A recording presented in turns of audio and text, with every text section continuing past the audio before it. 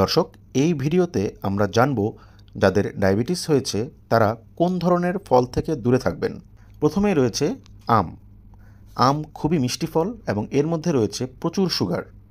এটি খেলে ডায়াবেটিস রোগীদের ব্লাড সুগার লেভেল খুব তাড়াতাড়ি বেড়ে যায়, তাই আম থেকে সবসময় দূরে থাকবেন, খেলেও একদমই অল্প পরিমাণে।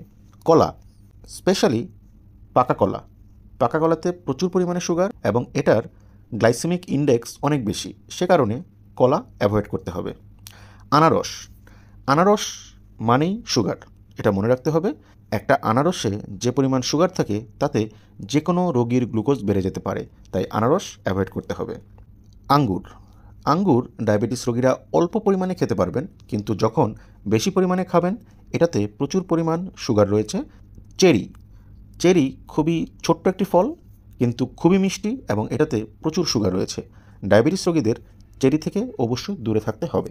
দর্শক, আমার আরেকটি ভিডিও রয়েছে যেখানে ডায়াবেটিস রোগীরা কোন কোন ফল বেশি পরিমাণে খেতে পারবেন এবং খেলে উপকৃত হবেন সেই বিষয়ক।